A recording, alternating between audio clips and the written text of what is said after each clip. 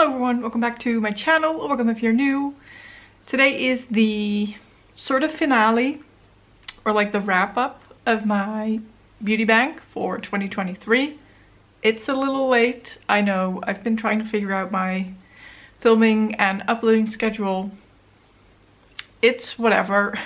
I'm going to talk about the last month of 2023 and the points that I've earned, spent, and what my total was at the end of 2023 in this video. If you have not seen any of my other beauty bank videos or you don't know what beauty bank is, essentially you reward yourself points if you use up a makeup item or whatever you want and hit pan on something, and then you can use those points to buy makeup or other items. It's honestly whatever you want. You can make the rules. I made my rules.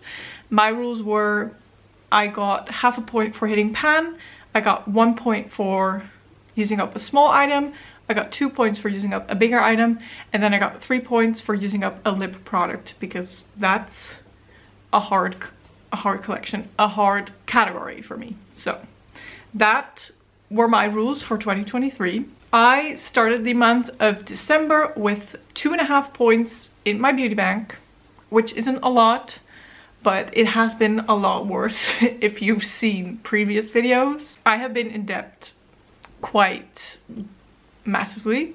So 2.5 points I was quite happy with. And in December, not a lot happened. I wrapped up a couple projects. It was just a slow month, which was fine, honestly, because there wasn't really a whole lot that I wanted to spend points on either. Like, I was fully prepared for the Christmas releases and everything to get me, but it just didn't. I've thought about some palettes. Obviously I was wanting to buy eyeshadows, but I've looked through reviews, I've looked through swatches, and I was feeling like they weren't worth my points. So very, very slow month. I did not buy anything.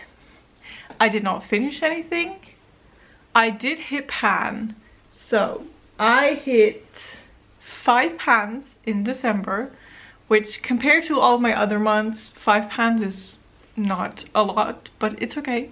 It's okay, I didn't need the points. Luckily, that gave me 2.5 points into my beauty bank, which means that I'm closing 2023 with 5 points to spare in my beauty bank. So I'm just happy that I'm not in the negatives. I'm happy that I didn't feel the need to spend my points, and I'm happy that I can move forward into 2024 like feeling okay about myself, I guess. So for 2024, like any of my other projects that I'm starting, I haven't really thought it out to like the details, but I definitely this year want to focus on using all of my eyeshadows more than I want to be focusing on hitting pan. I am still doing pan those eyeshadows. I am still doing project level up, and pan those eyeshadows obviously is about hitting panning your eyeshadows. Project level up is about using all of the eyeshadows in a palette and then hitting a certain amount of pans. So they go hand in hand, I feel like.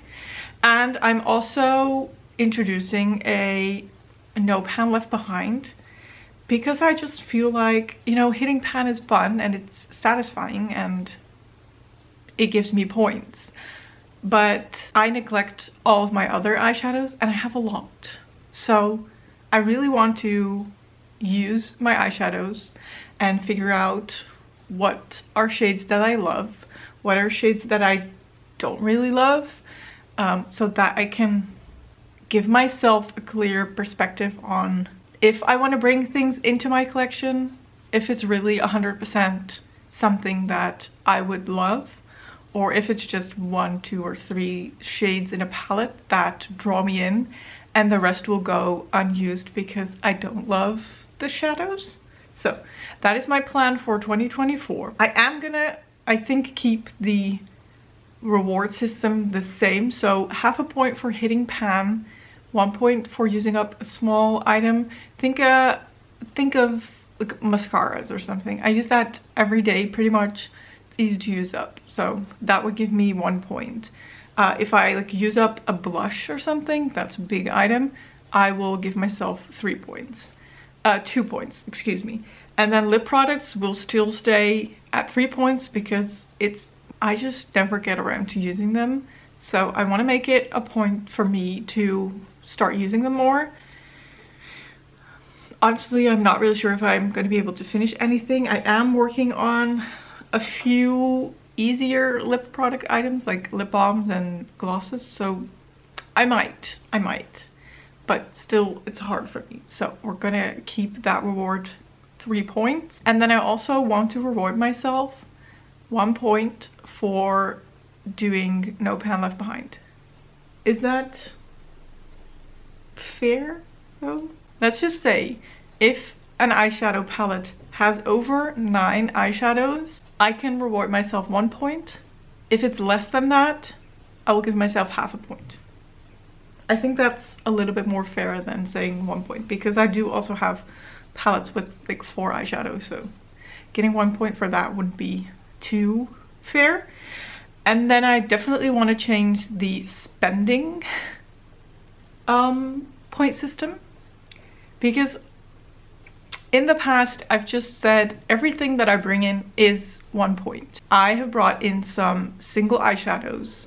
I put them all in a palette, so I could have technically counted 1 point, but I counted a point for each single eyeshadow.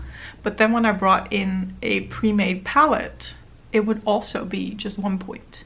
And I've brought in a few palettes, and I've also brought in one very big palette with like 25 eyeshadows, and that cost me 1 point. So just for my own safety, I don't want to die being buried under eyeshadow palettes and eyeshadows. So I'm gonna up that point system for spending, because I need to hold back on purchasing eyeshadow palettes left and right. Not that I've done it that badly last year, but just in case, you know, I just don't want to be like, oh, I'm earning points super easily, let's just spend all these points on eyeshadow palettes. If I have 5 points in my bank like I have now, I could buy 5 eyeshadow palettes. They could be 4 pan eyeshadow palettes, they could be 9 pan eyeshadow palettes, they could be 40 pan eyeshadow palettes. I don't want that. Let's just say everything up until 9 pans of eyeshadow will be 1 point. I think that's fair. Everything between 10 and let's say like 18, is that a standard eyeshadow palette size? I'm not really sure. Everything between 10 and 18 will be 2 points. And everything above that will be 3 points. I've just thought of that off the top of my head. I don't know if that makes any sense, but I feel like it does.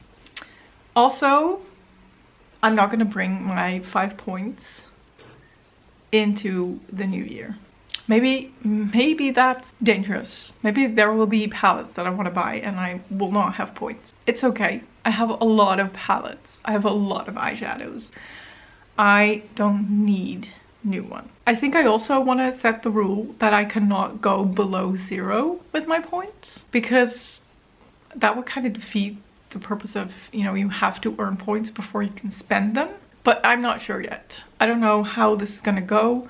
I feel like, you know, if I go into the negative like 1 month and it'll be a point or 2, it'll be fine. But if it's like a reoccurring thing, if most of the year I'll be below 0 with my points and then, you know, trying to go back to 0, I feel like that's unfair.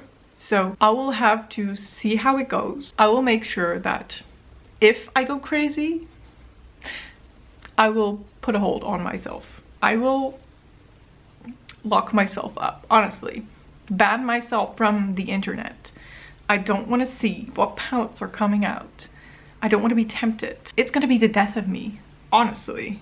Okay, that's maybe a little bit much, but you know what I mean. I just shouldn't be buying more eyeshadow palettes. I really shouldn't. And if I want to, I should do it very consciously. Do I want to spend my hard-earned points on that palette? Alright, so that is it for this video.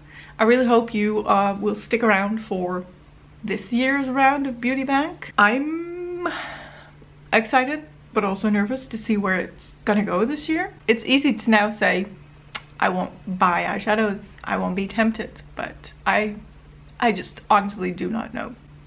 So we shall see. I hope you enjoyed this video. If you did, don't forget to give this video a thumbs up. Don't forget to subscribe, and I will hopefully see you in one of my next videos. Thank you so much for watching. Bye bye.